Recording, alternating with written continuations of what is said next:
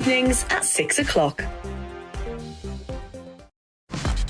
Start the day with GB News. We catch up on all the big stories you didn't hear the night before. And take a look at what the world's talking about this morning. That's right, Monday to Thursdays from 6 o'clock. It's Breakfast with Eamon and Isabel. Straight after breakfast, join us, Bev Turner and Andrew Pearce. We're going to take you through till noon. We'll be tackling the big topics of the day, including the things that the other channels just won't talk about. If it's happening here. Wake up to mornings on GB News, the People's Channel. Britain's news channel. I'm Simon Evans. Join me on GB News for Headliners at 11 p.m. What's the scoop? I'll be joined by two of the country's top comedians. That's right. As we take a look at tomorrow's newspapers tonight. We're going to get into trouble. If it's a big story, we'll be covering it. Spill some tea on him. There we go. But we'll also have some fun. I wouldn't stick up a bank.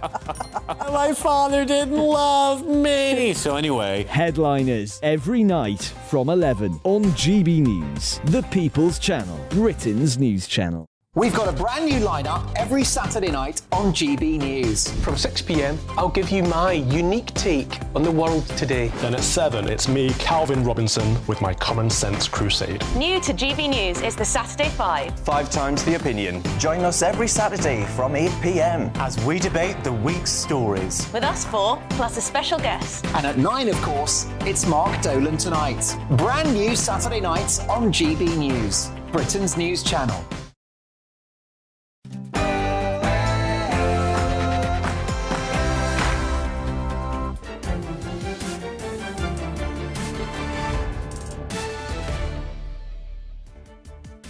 Hello, good evening. It's me, Jacob Rees-Mogg, on State of the Nation tonight.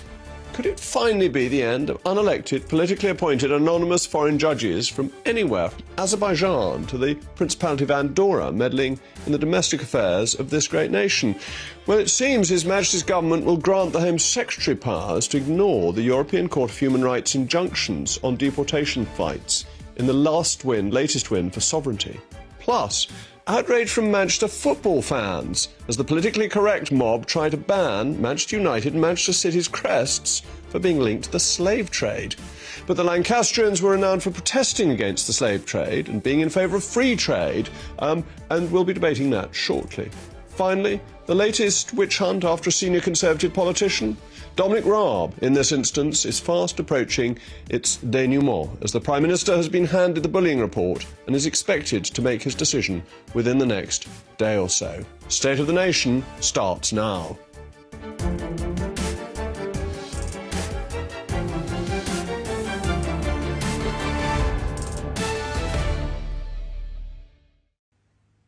We'll also be getting stuck into the agenda with our star-studded panel, Mail on Sunday columnist Dan Hodges and founder of Novara Media, Erin Bastani. As ever, I want to hear from you. It's the most important part of the programme. Email me, mailmog@gbnews.uk. But now it's time for the all-important news headlines with Polly Middlehurst.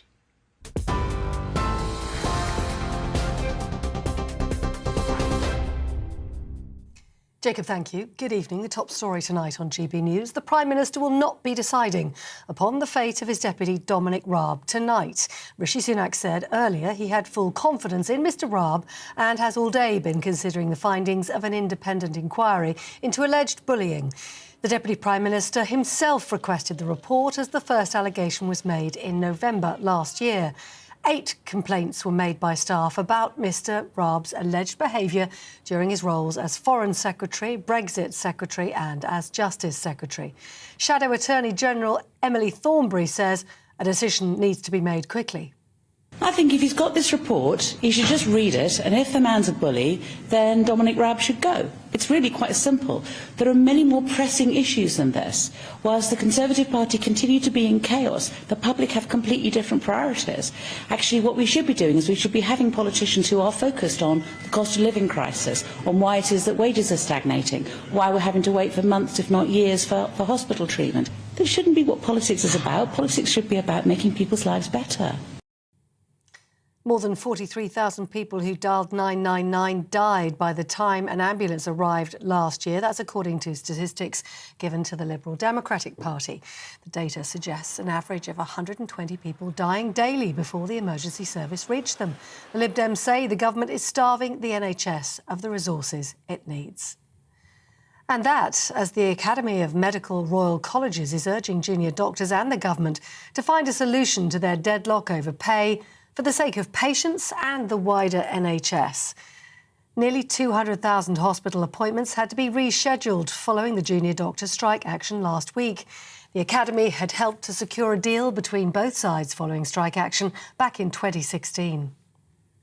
Now, drivers are being asked not to pick up their mobile phones during the government's emergency alert, which is due to be tested this weekend. The AA is advising motorists, in fact, to switch off their mobile phones during the test. Laws banning the use of handheld phones will still apply, and the alarm will sound for 10 seconds from 3 o'clock in the afternoon on Sunday. The astronaut Tim Peake has congratulated the American SpaceX team on Twitter after their partially failed rocket launch today, encouraging them to test, learn and try again. Elon Musk's SpaceX team sent the new rocket called Starship into space from South Texas earlier today. The main launch was initially successful, but the booster didn't separate as planned and exploded moments later, with the SpaceX team describing the moment as a rapid, unscheduled disassembly that would give them even more data to learn from for next time. That's all from me. I'm back in an hour. See you then.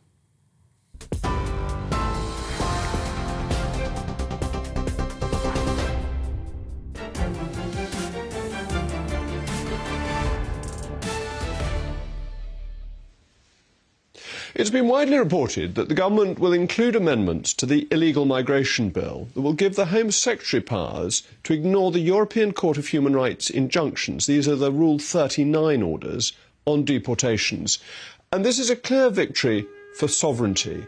The European Court of Human Rights is made up of 46 judges, some from very small countries, some with very different political and legal traditions to our own. Indeed, until recently, there was a judge on the council whose name was put forward by one Vladimir Putin, and he was still involved in cases up until September of last year. They're approved, they're appointed by the Council of Europe, which is a political body, so unlike our system, which is independent of politics, the Council of Europe is the body that does this. It decides which of the three names put forward by any country shall go forward. It's a different approach to law from the one we're used to domestically. It's not part of the common law system. And Rule 39 orders are particularly interesting because the European Court of Human Rights, unlike the Court of Justice of the European Union, does not have and never did have direct effect in the UK. It only has effect if Parliament acts to implement its decisions. And we saw this famously, importantly, with prisoner voting rights. When the prisoner voting rights came through, the decision of the court wasn't immediately implemented. Indeed, a negotiation took place to implement it in a very minimalist way. The Rule 39 approach, however, leapfrogs all of that and decides a case before it has completed its UK processes, and you cannot take a case to the European Court of Human Rights until it's completed the UK processes for final judgment, but you can get an injunction early on that in a way short-circuits the process that ought to be taking place in the UK first before going on to the European Court of Human Rights. And we never agreed to give them to the European Court in the first place. The European Court of Human Rights claimed them, took them, snatched them. Now, this isn't unusual in the development of jurisprudence, that if you look at the US Supreme Court, it's not set out in the Constitution quite what its powers are. Those built up over time as it exercised more and more powers. But we're not in a single state like the United States, and therefore these powers being grasped by a court are not something that we should simply allow to happen without any concern being expressed in return. And therefore we shouldn't feel it's wrong to block or ignore its rulings because, as I said, ECHR rulings do not have direct effect. In our own court system, the Supreme Court of the United Kingdom can only issue a statement of incompatibility. It cannot strike down statute law. And that's really very important because it means that our democracy, Parliament, the High Court of Parliament, is the highest legal body in the land. And so when you go back to June of last year, Boris Johnson had planned to send the inaugural flight of asylum seekers to Rwanda. The 11th hour, A court overseas issued a blocking order against what the British people wanted and what the government had legislated for, Parliament had legislated for. But it also did so secretively. The ECHR won't even disclose the name of the judge who issued the order. There was a rumour, it turns out to be false, that it was the Russian judge, but we've written them to try and find out who it might have been. Who was this secret, anonymous judge? And we hope they might let us know by 9 o'clock before we go off air, because secret justice is not proper justice. They should not be able to take our rights away, take rights away from Parliament, without at least us knowing who they are. And in truth, what is the best protection of our human rights? What's the best protection of all our rights? It's democracy, it's Parliament, it's your votes. But of course, I want to know what you at home think, so as always, please get in touch. Email me, mailmog@GBNews. I'm really pleased to be joined now by distinguished immigration lawyer Ivan Sampson. Ivan, thank you so much for coming in. You think that the Rule 39 orders are a suitable and balanced approach? They are. In fact, you were talking about them short-circuiting the judicial process here. They don't. They're interim measures.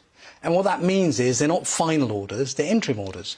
And the difference is this: they allow the domestic courts to consider the merits of a case before somebody is affected by the measures. In the context of Rwanda, people being expelled to another country. But our courts had already agreed with the government that if they ruled that the deportations were unlawful, that they would be taken back into this country. So it was already being settled in the domestic UK courts and didn't need the ECHR to intervene. Well, that would have been great if they were sent to a wonderful country where they're going to be protected and cared for.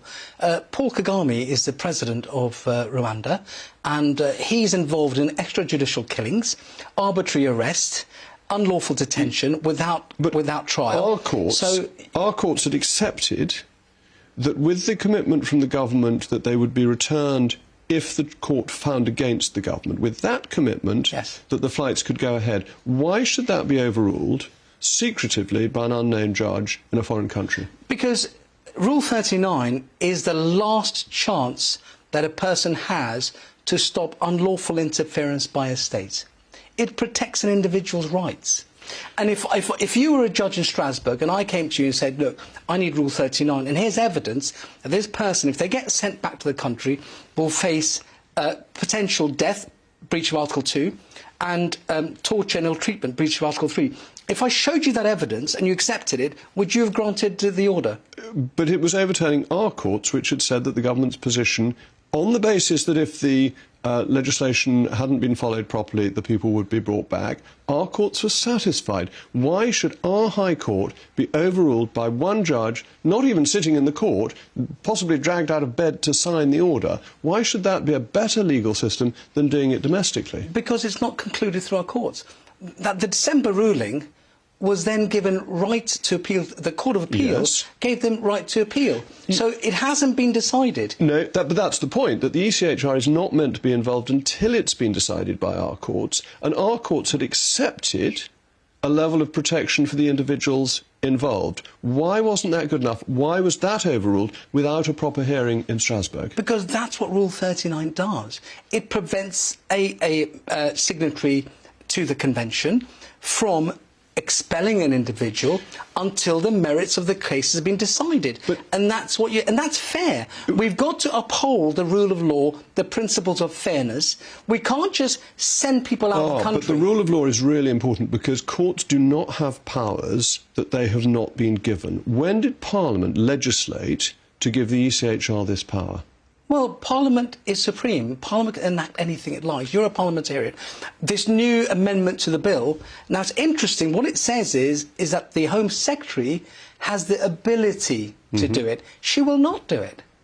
Well, she will never overrule a Rule 39. But to go back to Rule 39, we never gave the ECHR that power. Our courts have the power of injunction, but the ECHR has taken this power for itself. It's not what we signed up to, because we've got protections in our own courts, and that's the point I'm trying to get across. Jacob, we don't. Look, judicial review is a normal process to stop a removal. Well, judicial review is no longer suspensive. It used to be until the government curbed judicial review, and especially if they charter a flight. If they charter a flight, judiciary proceedings are non-suspensive. You can still remove. So that's why they had no choice but to go to No, because the High Court had already agreed with the government in this specific incident that if people were found to have been removed unlawfully, they would be returned. And that's why they didn't use any injunctive power, even ask the government to delay the flights, because the government and our courts had come to a compromise that allowed the case to proceed at the normal pace. And then there's suddenly this interference from Strasbourg. What is the urgency of removing people until their case has been decided? Oh, the urgency is to make the law seem to be effective and to act as the deterrent effect to deter the small boats. That's the importance of it. Politics. No, not fairness. No, not principles of fairness. Fairness in implementing the law that Parliament has passed. Surely, if Parliament has passed a law, you shouldn't override it until there's evidence that it's wrong. Well, interesting enough, when the judge gave the Rule 39 order, Parliament could have ignored it. It didn't. Why? Oh, well, that's a very good question, and that's why Parliament is now legislating to give the power to overturn these rulings. There wasn't at that point a mechanism for Parliament overruling it. I agree with you. I don't think that the current Home Secretary will overrule any further Rule 39 orders. Do you know how many Rule 39s are ordered each year? I mean, it's a relatively small number. Yeah, it's a tiny number. So it's rarely ever used. It's only used in extreme situations, like Rwanda. Not all signatories actually accept Rule 39 orders anyway. Yes. We do, but a lot of other member states don't. So we are making our approach, with one of the best legal systems in the world, less able to operate than countries with less good legal systems. Can that possibly be sensible for us? It is sensible because it protects individual rights. Look, the Strasbourg will not placate the UK Parliament in agreeing to change Rule 39 in a way to allow the UK not to ignore it. They will not do that. The only way Parliament can do that is to have an amendment, have that power, but the Home Secretary will never use it. The right of Parliament to legislate is absolute. I'm very much a Dyson in that context, and parliamentary sovereignty can legislate for anything. I mean, ultimately, we'll probably have to legislate to pull us out of the European Convention in the jurisdiction of the ECHR. That is the plan for the government, I believe. Because the ECHR is overreaching itself, and Rule 39 is symbolic of that, because we never gave them that power. Didn't it work better when the ECHR gave its judgments and they were non-binding, and then we could decide whether they're right or not? And we followed most of them on that basis, but it didn't override the democratic rights of the government, which has a majority in Parliament. If I'm being abused by the government, if my rights are being infringed by the government, I wouldn't want the courts in this country to consider it, and that's how I personally feel about it. You wouldn't want our courts to consider it? No, I wouldn't. I would like to have the last court of resort should be outside the country for matters of life and death. I don't believe that's right. I think we need a court outside this country, like the ECHR, as the last court that I can appeal to. OK, but this is where we fundamentally disagree, because I think our best court, our best protector of rights, is the High Court of Parliament and that democracy. No, because Parliament can legislate to limit the court's powers. And that has developed our rights. It is this democratic power that has arisen, and you can go right the way back to Magna Carta. But Parliament But you must come back on to discuss that on another occasion, because I've run out of time. But thanks so much, Ivan. Don't forget to let me know what you think. mailmog@gbnews.uk. As I said, we are still yet to hear from the ECHR about who the judge was, but we'll bring you up to date when they condescend to get in touch with us. But coming up, have a look at this picture. Does this look like a symbol of the slave trade? Well, some nutty campaigners and Guardianistas seem to think so. I'll be discussing this with activist and writer Fermi Nylander next. And with reports there's a huge slump in demand for electric cars, is Jaguar Land Rover about to burn a huge pile of money, not necessarily generating electricity?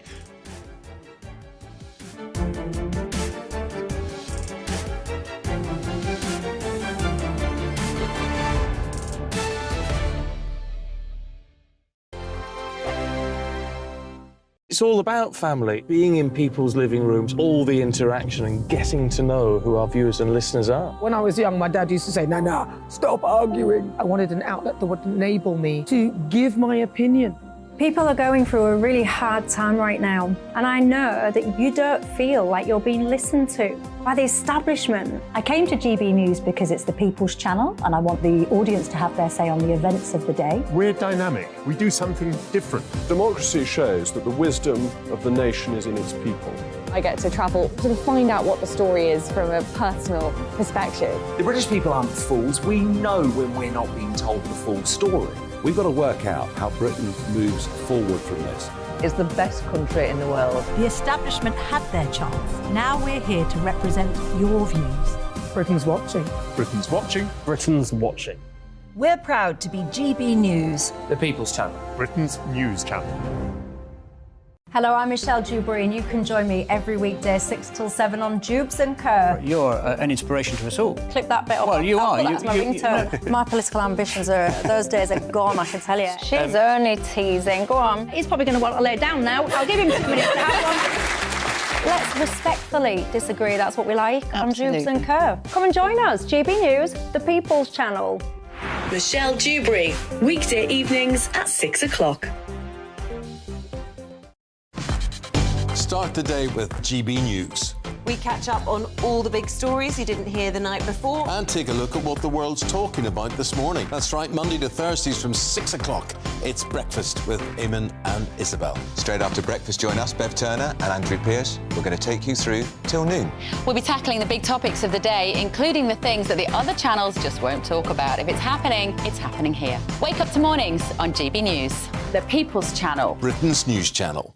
I'm Simon Evans. Join me on GB News for Headliners at 11 p.m. What's the scoop? I'll be joined by 2 of the country's top comedians. That's right. As we take a look at tomorrow's newspapers tonight. We're going to get into trouble. If it's a big story, we'll be covering it. Spill some tea on him. There we go. But we'll also have some fun. I wouldn't stick up a bank.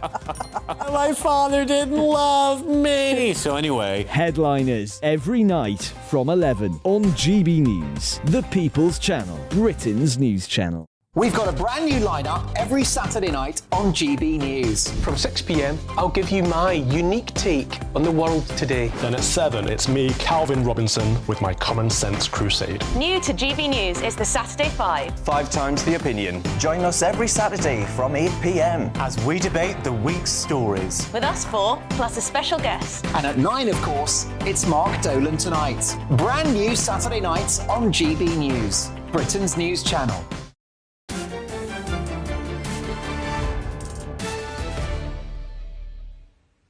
Welcome back. I'm still Jacob Rees-Mogg, and this is State of the Nation. You've been getting in touch with your thoughts. David says, thank you, David, just the best discussion programme on any channel. Profound knowledge and lively discussion is what we want and what we get. Excellence personified. Thank you, Jacob. Well, no, thank you, David. I love flattery, so the more of that, better. Jill, we may skip some of the ECHR rules, but our own House of Lords will block rulings from Parliament. Margaret, this court should not be allowed to overrule our laws. Makes me so mad. And Gary says, totally agree. Our laws should be dealt with here and not by some court outside with all sorts of miscellaneous judges. The UK must take back control. That's a familiar slogan. And Graham, if we've left the EU, why are we still taking notice of the EU? We don't belong to it, we have left. The government seems to want to remain controlled by the EU, even though we've left. But I've been told by team producers here, because I know very little about football, that Manchester City and Manchester United are sworn rivals. But could the fight against the PC Brigade finally bring these 2 famous clubs together? Well, a campaign's underway pushing for the scrapping of both clubs' respective crests as they feature 3-mast ships. Apparently, the ship represents, as Guardian columnist Simon Hattenstone suggested, a crime against humanity because of the city's links to the slave trade. But in fact, the ship is a tribute to Manchester's Ship Canal, opened in 1893, 55 years after the abolition of slavery, not to mention the fact that both clubs were established after abolition too. But perhaps more than that, the Lancastrians avidly protested in support of the North during the American Civil War against the slave trade. So something doesn't quite add up here. With me now to discuss this is Fermi Nylander, the activist and filmmaker. Fermi, thank you for coming in. Isn't the idea that having a ship on a crest is automatically linked to the slave trade just wrong? Well, I don't think there is really a campaign underway. There was an article in The Guardian, and in that article it mentioned that one writer had written in going, oh yes, I agree, I've been talking about this for years. There's no evidence that there's a campaign going on around this, really. There were campaigns going on about Cecil Rhodes, around Colston, who got pulled into the river, and I think that those are much more clear and obvious glorifications of the history of slavery. This, I think, is an example of where someone has written an article about something a bit superfluous, and all of these media institutions have got an opportunity to say, oh, look at the woke mob, aren't any calls for reparations completely crazy? Isn't it all crazy? What's not crazy, for example, is the fact that a personal friend of yours, I think, Richard Drax, who is a very, very, very wealthy MP, made his whole fortune and inherited his whole fortune and his plantations off. Well, he didn't. The slave He didn't trade. make any of this money. No, he inherited it. Inherited from things that happened hundreds of years ago. And it's. Do you really have to think it's right to visit the sins of the fathers upon the sons? I think that this is a very, very. If people in the Caribbean now are currently poor because of what Richard Drax's ancestors did. He is one of the wealthiest men in Britain But because is that of what right? his ancestors did. But if I steal your pocket watch, I'm not saying you have one. If you did have one, if I steal it and then I give it to my son, and we both know I stole it, my son knows I stole it, your son knows he stole it, he comes back and says, can I have it back? Does this begin to be true, that whether countries are rich or poor now doesn't depend on what happened 200 years ago, it depends on decisions made by their current governments, and current governments can't blame events of hundreds of years ago for their failures of economic policy? I don't think at all that's the case, because 200 years, one, is not a very long time. If an individual family, as I say, Richard Drax is still rich as an individual after 200 years, then a country will have... a country like South Korea, which was a colony of Japan before and up to the end of the Second World War, has since then made itself enormously rich by a successful industrial effort, a successful work ethic, and free trade. I mean, you could say that South Korea became enormously rich by being an ally of powers that were enormously rich during the Cold War. South Korea and North Korea, obviously, were both... Well, North Korea being in the communist sphere has remained extremely poor, and the country that has been a free market country has done very well. And the Caribbean, in recent years... Oh, and Cuba is very poor because it's attached itself to the communists. Cuba's life expectancy is longer than the life expectancy of the USA, despite the USA being very rich. So free market capitalism isn't always great when you can have... if you can't get free healthcare for your own citizens. Nonetheless... if you look at the Caribbean in recent years and the relationship that the Caribbean has had with Western countries in recent years, the structural adjustment loans of the 1980s, which basically said, we enslaved your people for decades, for centuries, we dragged them over to this part of the world, and now you owe us debt. Now you need to pay debt to us, and you need to pay interest on that debt. Money was lent to them. It was lent to them after they were de-developed, and... So it's fine to ask people for money that you've lent to them back, but it's not fine to ask for money back when it's been stolen from you. It's fine for me to say the descendants... No money was stolen No, it's fine. No money was stolen. The slave trade was not about theft. Are you saying that stealing people's labour isn't theft? If I make you work for me for free for 30 years... The slave trade was evil, and it was stopped. Was it theft? It was stopped by the British Empire. Was it theft? It's the slave trade is was stealing an evil someone's labour trade. theft? That's my question to you, Jacob. If I enslave you and I force you to work your whole life, am I stealing your labour? If you look at the commandments, to defraud the the worker is worthy of his hire. That is a teaching of Christ. So I'm very happy to accept that. But the issue here is that the British Empire stopped slavery in 1807. We banned it in the British Empire some years later slave trading force in the history of human history. These countries must now be standing on their own 2 feet. So they can't go back 200 years. Why should descendants of Caribbean people whose leaders, a lot of them installed by Western countries, pay back loans that they took out, but descendants of people who enslaved Caribbean people pay back... The loans were being paid back that were taken out a few years before. These aren't yet loans that were hundreds of years old. These loans are decades old. They're a few decades. They're a few decades old, and they were often... modern loans taken out by the legitimate, valid, democratic government. I mean, if you actually look at the history of the Caribbean, a lot of these leaders have been installed. They've been installed, and there have been coups. It's the same story in Africa, same story in Latin America. You have various coups which are supported by Western regimes. Nonetheless, do you genuinely believe that an MP in the UK, I mean, he's a good friend of yours, there's pictures online of you eating ice cream with him. Have you ever challenged him and said, OK, cool, great, you have mountains and mountains of wealth, and we know where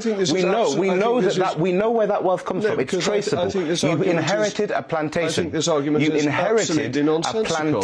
He inherited a plantation. And there are people in England who got land from the dissolution of the monasteries, and there are people descended from the Normans who invaded. You sat on, I mean, your own wealth. I mean, I know you're very. You have quite a bit yourself. But these things are hundreds of years old. Your granddad was a lorry driver. You're not necessarily a descendant of a slave owner. If you were a descendant of a slave owner, if you knew that your own personal private wealth was built off death and destruction and slavery and torture and murder and drowning and torture, would you want to give it back? If you knew that people on the other side of the world were dirt poor, because they are the descendants. The reason countries are poor now is not to do with what was happening at the beginning of the 19th century. That's why all the countries that did the colonising and enslaving are rich, and all the countries which were colonised and enslaved, or most of them, are poor now. But this isn't even accurate. And look what Gordon was doing in Khartoum when he was trying to stop the slave trade as a Britain going out to stop. Do you want to talk about Khartoum? You want to talk about Sudan and Britain? Do you want to talk about the colonisation of Sudan and Britain? Churchill himself writes in his diary to stop the saying, slave trade I enjoyed shooting Sudanese people. The slave trade was being carried out in Sudan by the people who were living there, and the British were trying to stop it. No one is saying that slavery didn't exist throughout human history. Well, that's really important. Do you deny that Britain ran the biggest slave trade in the history of humankind? But we stopped it. No, but do you deny that? If I steal from the most people in London, then I stop it. Or if I rape the most number of women, then I stop it. We not only stopped it, we stopped other countries from carrying out the slave trade. Which other countries did you stop? Oh, if you look at what some Palmerston speeches in the early 19th century, we're trying to stop Portugal from doing it, we're trying to stop the United States from doing it, we're trying to stop the Royal Navy. So the abolitionist movement, the trade in slavery, the abolitionist movement, and also the United States was the brainchild of the United Kingdom. Well, no, it fought against us. Yeah, they revolted. But who went over and killed all Who went over and killed all the indigenous people? Who are the United States? If you look at that, is full of the descendants of Europeans. If you look at the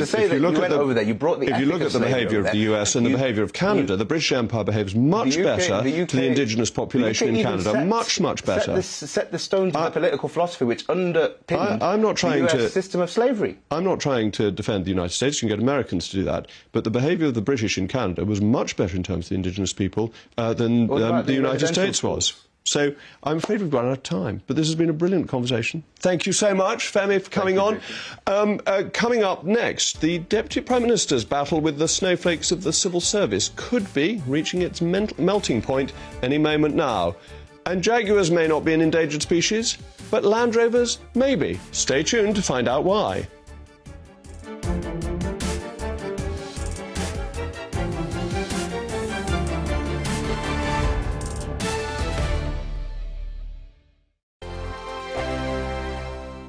I joined GB News because I was sick and tired of not hearing my views being represented, not just mine, but so many people that I knew and spoke to. I just couldn't get my voice out there. I couldn't say anything. I couldn't do anything. Whatever the narrative was, I kind of had to follow it. GB News is there to provide a voice for those who have been ignored by the establishment media. We think different things. We've got a different style. GB News is here to be optimistic and positive about the future. It's real kind of dynamic and flowing, with the audience very much at the heart of it, like a big family. Here at GB News, we talk about the things that matter to you. Hearing the voices from right across our towns and cities, especially our towns. All sides of the argument represented with a heavy dose of opinion. We're on a mission here to make a difference. And the GB News family really is here for you, and whatever time of day you can watch or listen. Britain's watching. Britain's watching. We're proud to be GB News. The People's Channel. Britain's news channel. Westminster is going around in ever-decreasing circles, followed by the media. Britain is broken. How on earth did we get into this mess? But more importantly, how do we get out of it? Join me at 7 p.m, Mondays to Thursdays on Farage, here on GB News. We will have open, rational debate. We've got to work out how Britain moves forward from this. Join us here on GB News, the People's Channel. Britain is watching. You've probably seen politicians interviewed 1,000 times, but we do it differently. We find out who they really are, we don't shout, we chat, and hopefully we bring a bit of light, not just heat. Did you know Kate Moss? Apparently. Do you have a pair of jeans or a pair of jeans? No, of course I don't. What would I do with them? My friends are like, oh my God, what's she doing now? Join me every Sunday at 6 for Gloria Meets, only on GB News, the People's Channel, Britain's news channel. I'm Jacob Rees-Mogg, the Member of Parliament for North East Somerset and a former government minister. For years, I have walked the corridors of power in both Westminster and the City of London. We need to have the arguments, the discussions on how we make it better. Crop failures, famine, war, suffering on a scale completely unimaginable. We are putting the cart before the horse. As Charles I said at the scaffold, he was the true defender of liberty. Yeah, I've completely derailed the conversation. Join me Monday to Thursday at 8 p.m. on GB News, Britain's news channel. I'm Mark White. As GB News Home and Security Editor, I cover those key issues that are so important to you. Our authorities, our communities doing all they can to combat violent crime. With the public services under unbearable strain, why are we still failing to control our borders? Defence, the first priority of any government, has been continually hollowed out. Can we trust our politicians to protect the armed forces? Join me, Mark White, on GB News.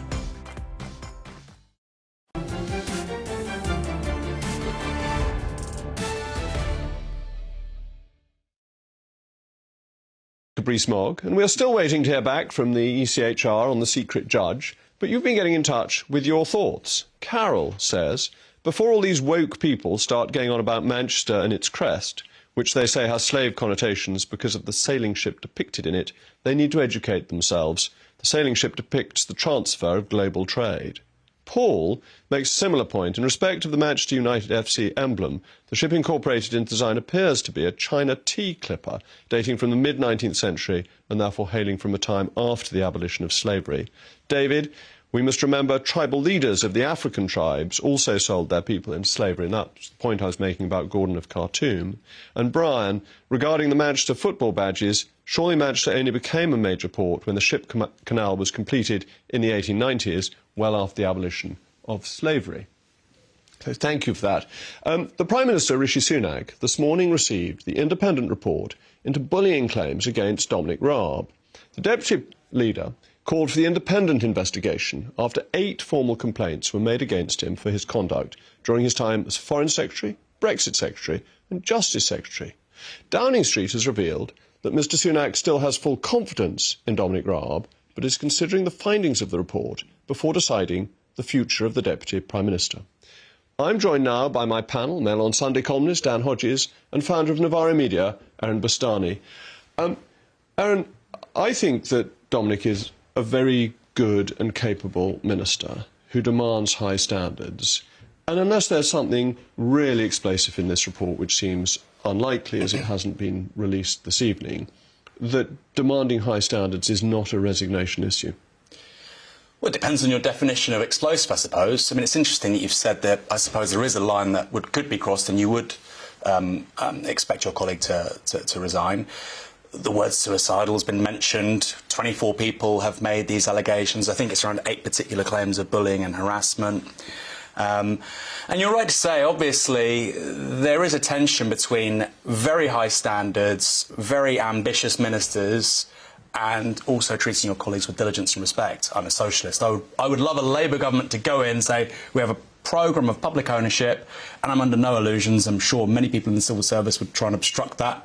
And of course, you want people really delivering on what they've been told to do by the electorate. But I'll just finish with this. It's hugely important in large bureaucracies, large organisations. You know that. You can't be a bull in a china shop because it doesn't work. But isn't running the country a high-octane effort? And that if you go into the civil service, you need to have a bit of backbone? I think that's true. I mean, I don't know the nature of these claims, but at the same time, I just think that bullying just generally doesn't work. I mean, you can look at football management, right? It's not the same game it was 30, 40 years ago. And people with that kind of dictatorial, top-down approach, telling people what to do and what not to do in a manner almost resembling teachers and school children, you might like it, you might find it mildly amusing when it's Jose Mourinho at Tottenham Hotspur or whatever, but it doesn't seem to get the results anymore. And a huge part now of leadership is A, leading by example, but also man management, working out how to motivate people on their terms. If you can't do that, maybe he's in the wrong job. But Dan, being in government ought to be high pressure. You're demanding results and you're demanding them urgently. Where do you think the border is? Where's the dividing line between what is reasonable behaviour and what is bullying? Well, I think it's something of a movable feast. I mean, for me, I think it would be whether or not the bullying or the harassment was persistent. I think if it was targeted repeatedly at individuals, I think that's the point at which the line would be crossed. I mean, I have to say, we've obviously at the Mail on Sunday we've investigated these allegations. Other outlets have investigated them. I mean, up till now, I think the most sort of damning example of his behaviour that's been presented involved him throwing a tomato into a bag. And I think, obviously we're at a slight disadvantage because we don't know what's in the report, but it's going to need to be something, I think, much more significant than that if Dominic Raab is either going to resign or be forced out. And I think it's going to have to be, to be perfectly honest.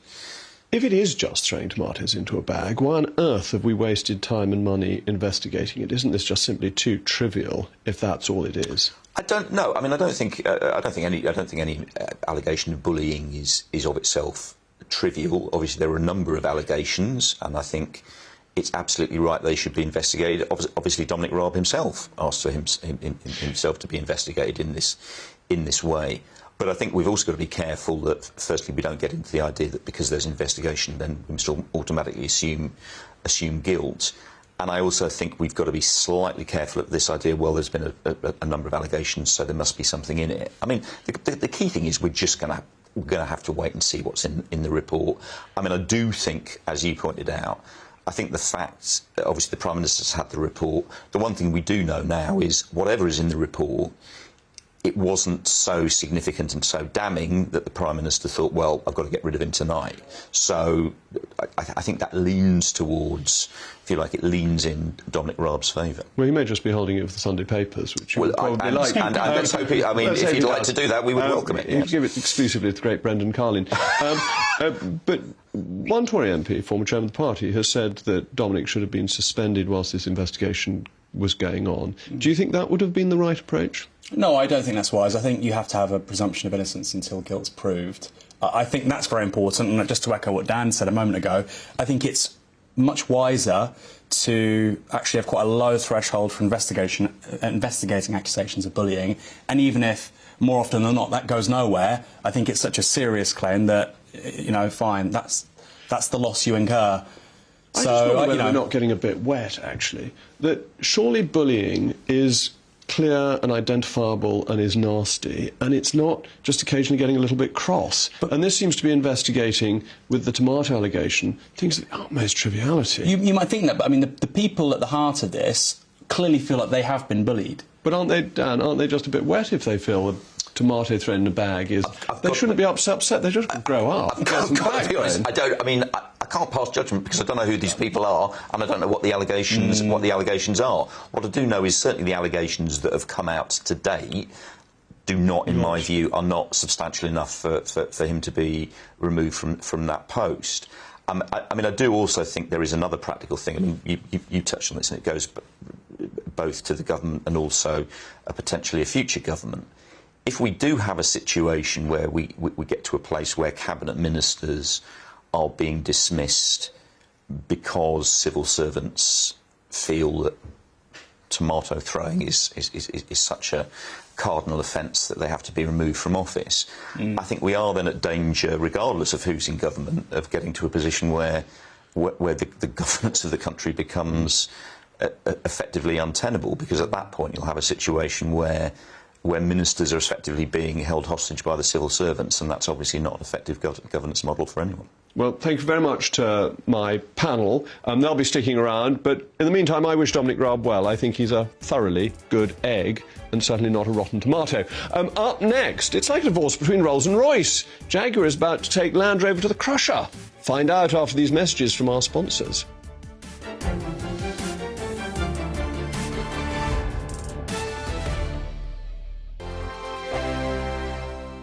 Monday to Thursday nights on GB News. At 6, it's Dubes & Co. 7 o'clock, Farage. At 8, join Jacob Rees-Mogg. And at 9, Dan Wootton Tonight, followed by Headliners. On TV, radio and online. This is GB News.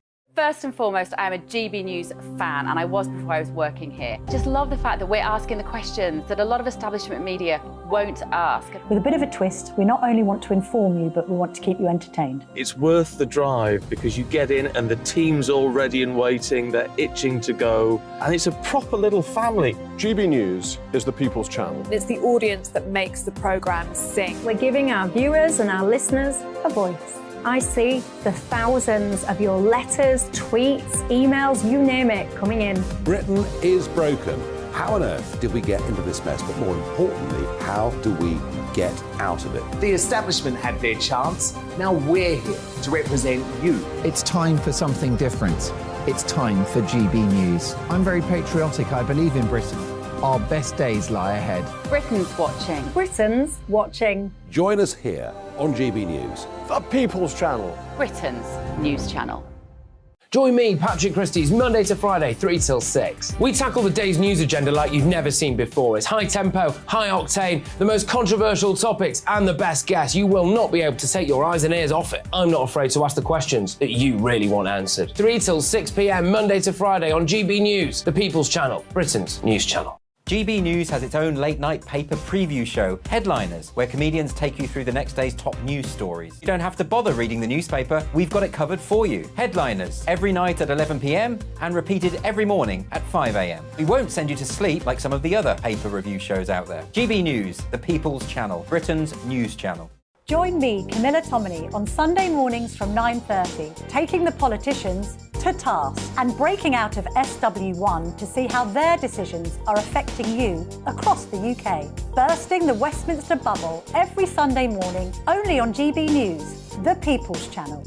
Britain's watching. Hello, I'm Calvin Robinson. Do not miss my Common Sense Crusade Saturdays at 7 p.m. Join me for some in-depth discussions on faith. Is that not the start of the slippery slope? It's very much so. And the big moral questions of the day. I'm baffled. You've got some nerve. Only on GB News, the People's Channel, Britain's news channel. I'm Andrew Doyle. Join me at 7 o'clock every Sunday night for Free Speech Nation, the show where I tackle the week's biggest stories in politics and current affairs with the help of my 2 comedian panellists and a variety of special guests. Free Speech Nation, Sunday nights from 7 on GB News, the People's Channel, Britain's news channel.